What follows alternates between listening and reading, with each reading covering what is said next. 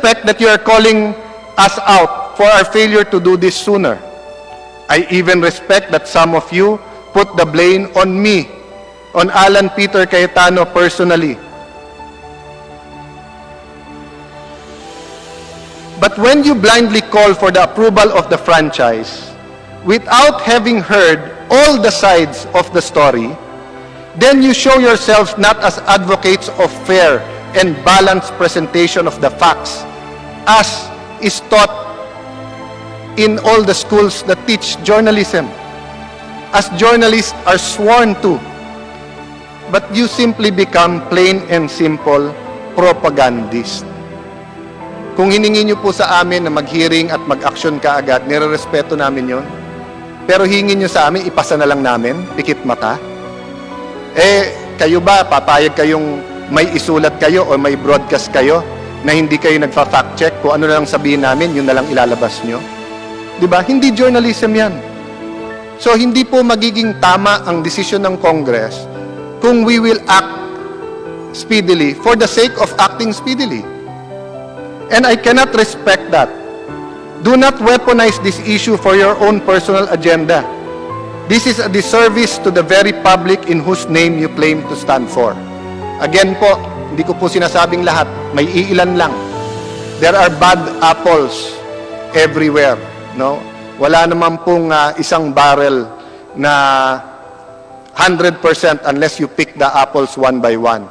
So whether you talk about politicians, whether you talk about members of the police, whether you talk about sa media, meron po talagang may personal agenda.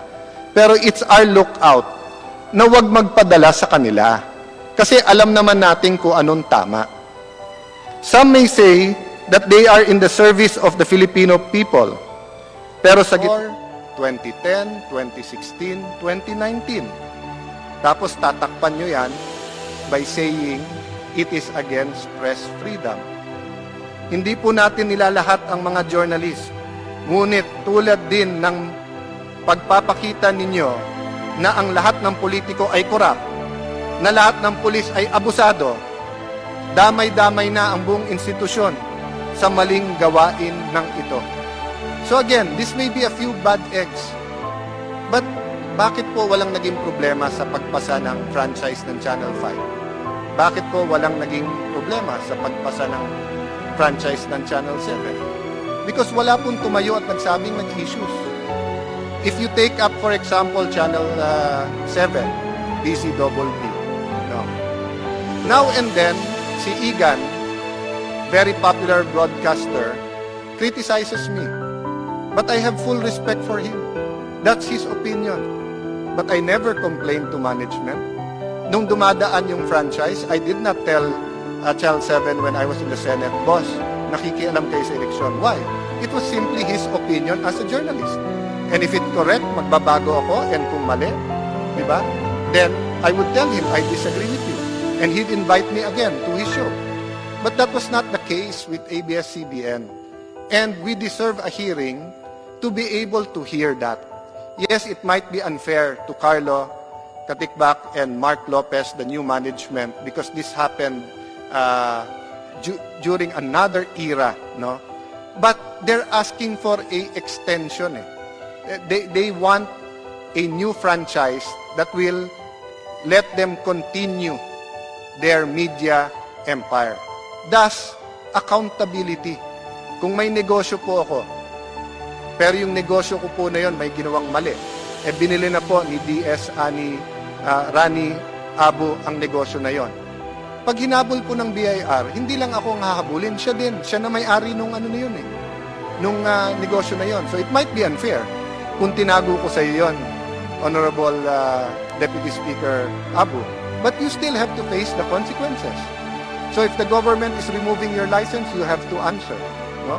And we have to see what are the reforms that you will put in place. Now, if the network is confident that mali, these are false accusations, misunderstandings, these are ramblings by many of our kababayans, then let the people judge habang nag-hearing po tayo. To the celebrities of ABS-CBN, Yes, marami kayong fans dito sa Congress. But please be reminded that loyalty to the company that has given you a good life is important.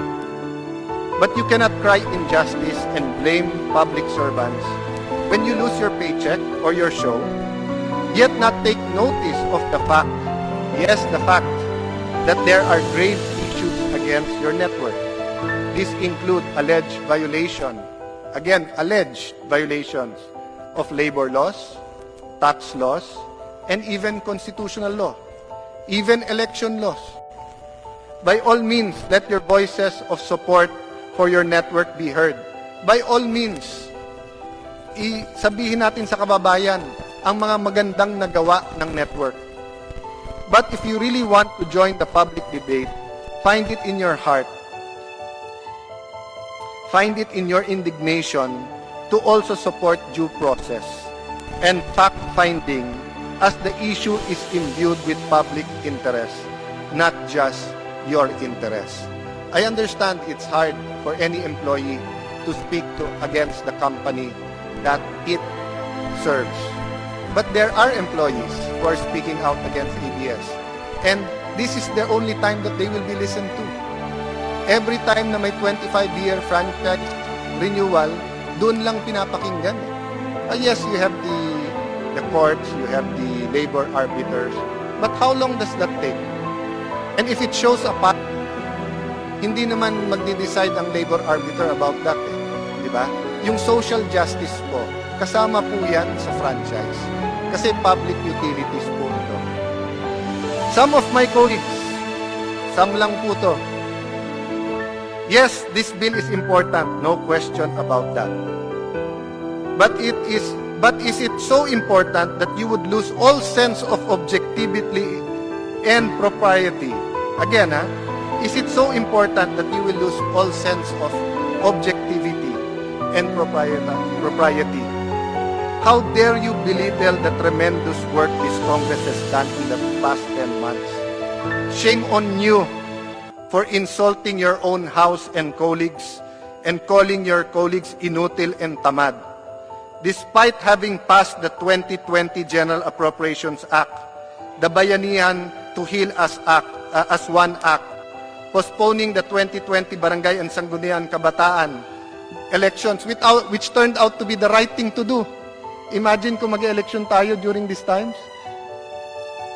The law for establishment of Malasakit Center, increasing and restructuring excise tax rates on alcohol, heated tobacco, and vapor products that are now helping our government coffers and helping the health sector. Corporate Income Tax and Incentive Rationalization Act, CITIRA, the Passive Income and Financial Intermediary Taxation Act, PIFITA, the creation of the Department of Filipino Overseas and Foreign Employment, the Real Property Valuation and Assessment Act, the creation of the National Academy for Sports, the Salary Standardization of 2019, extending the 2019 budget to include the teachers and nurses and other things, which, by way, 8 of these 10 that I have mentioned are part of the legislative priorities announced by the President noong 2019 SONA. And kung sino pa itong isa, dalawa o tatlo na tinawag tayong tamad at inutil, hindi ba kayo naman ang nagsasabing bukas na lang yan? Hindi ko pa nabasa yung bill na yan, I need a day more. Wag muna yung Malasakit Center, next week na yan. Wag muna yung Department of Overseas, next week na yan. Ngayon na kami nagsasabi na mas importante ang COVID-19 at paano natin i-defeat. Now na we're saying that feeding the people is more important, sasabihin nyo sa amin, forget everything, forget due process, and in one instance, ipasa na lang yung 25-year franchise? Let the people judge sino sa atin ang nagsasabi ng totoo at sino ang tama. To the senators, allow us to do our jobs. Remember, it is always easier to get 24 people to agree than for 300. Remember, we represent specific constituencies and sectors. And that is why the Constitution provides that franchise bills, like appropriations bills, will emanate from the House.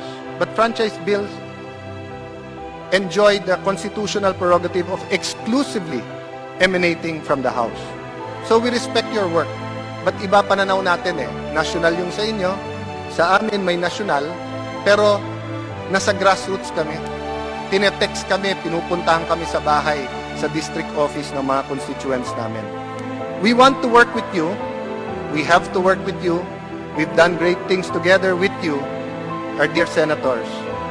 We have to build our nation, but respect our timing and the manner of us holding our hearings. In other words, let's all play nice. Let's not just pretend to be nice to each other. Sa mga dilawan, nothing I say will make you agree with me. You don't even agree on the facts, simply because you think your opinions are law and are always correct. Former Senator Trillanes and you deserve each other. Kayo na lang mag-usap. Pero konting advice and take it from me. Don't disagree with him, papatayan kayo ng mic. Sa mga DDS o diehard Duterte supporters, I know you want to shut down ABS-CBN. Believe me when I say I hear you. Many in this August hall hear you. Congress hears you. As a friend and political ally of the President, part of the purpose of having this hearing is to make sure that history will judge our actions as just, na may hustisya po. And that the world will not blame the Duterte administration in case the franchise application is denied. So it's only by having these hearings where we will be able to justify to our people now and where history can look back and say, tama pala na binigay nyo yung franchise in 25 years. Or mali pala, dapat pala hindi nyo binigyan. O tama pala na hindi nyo binigyan. Or maybe some amendments to it, depending on what we find out during the hearings.